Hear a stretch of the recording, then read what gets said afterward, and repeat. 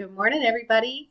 It's Tuesday, April 7th, 2020, day 7 of distance learning with Mrs. Van Auken, second grade, Burnside Tech Charter School in Oak Hill, Florida.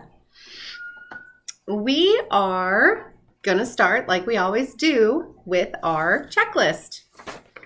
Look at that. We got a whole week done plus yesterday. Now, I kept my continue working on writing piece throughout the week. I circled that even though I checked yesterday off because I want to remember that I'm still working on that throughout the week and that it's due on Friday.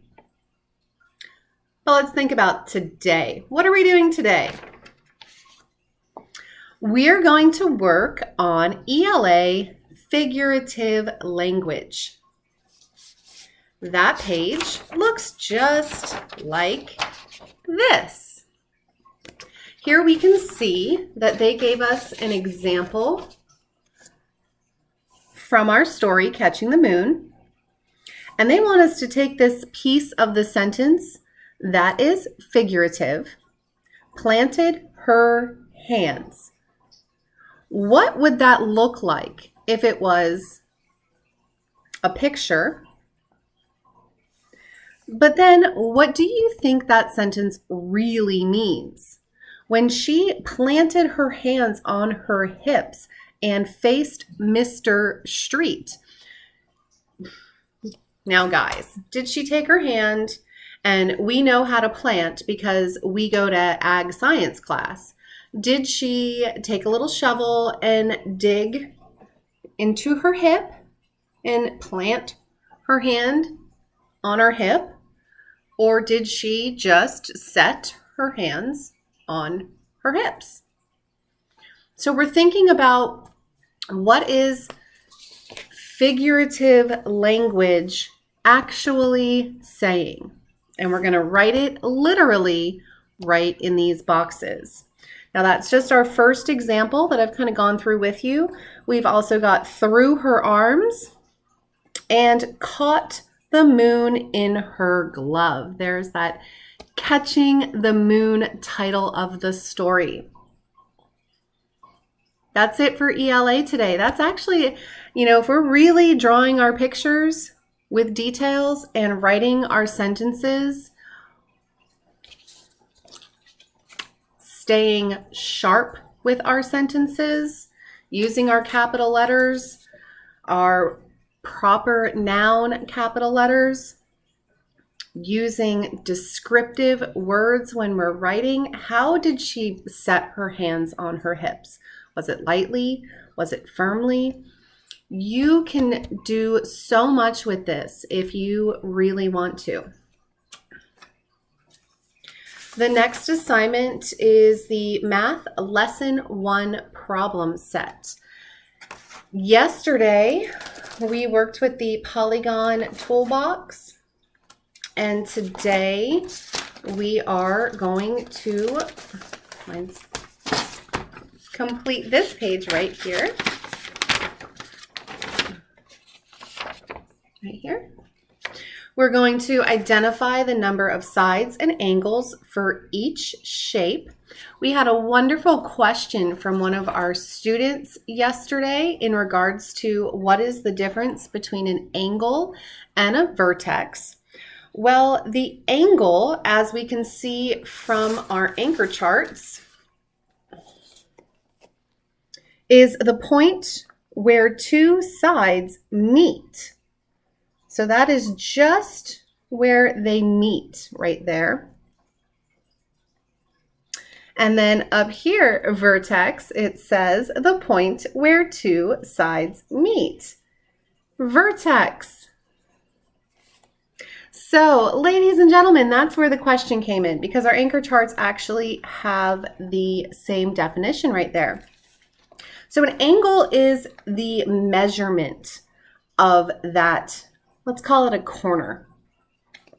The vertex is itself the corner. Later in life, we're going to start learning how to measure the angle of the corners or of the vertex to try and figure out what type of triangles we have or what is the measurement of that angle. Looking right here, I can tell that this is less than 90 degrees, and then this one over here is more than 90 degrees. So that's just kind of setting up the vocabulary for later in life. So angle is going to be the measurement of the vertex, and the vertex is the new word for what we would have really called the corner of the square, or where those two sides meet. Hope that helped.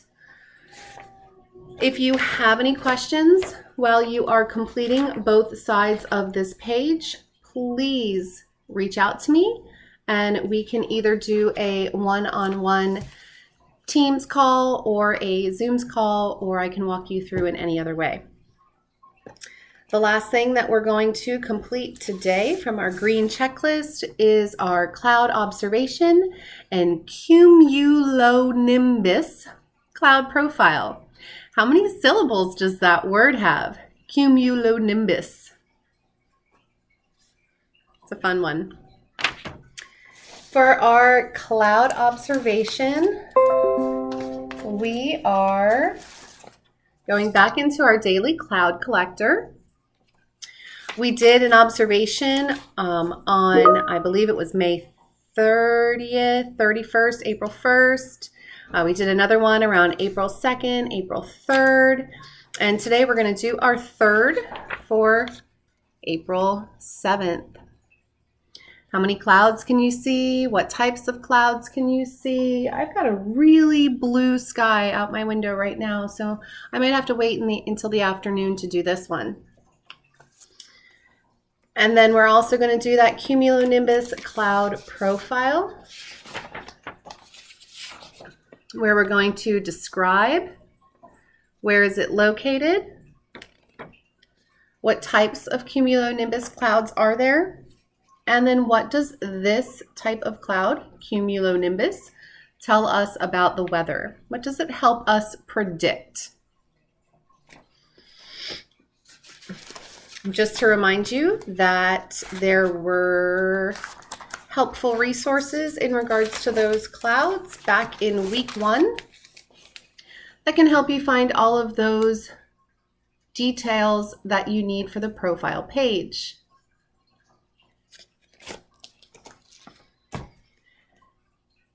That's it, my friends.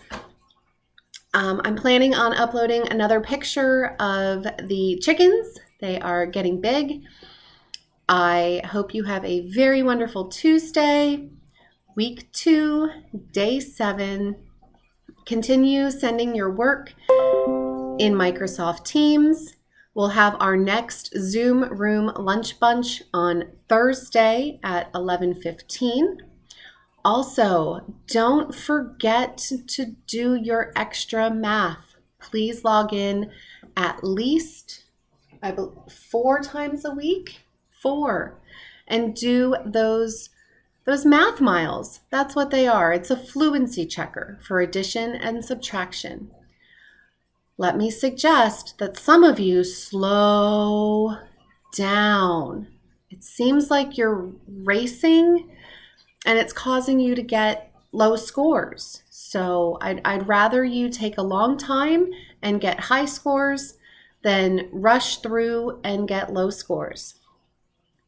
Also, please log into MobyMax when you can and continue working with the foundational reading skills and informational reading skills. Let me know how I can help you, boys and girls, moms and dads, grown-ups and homes. I'm here for you all day long. I love you. Let's be persistent today. Let's be positive and always BST strong.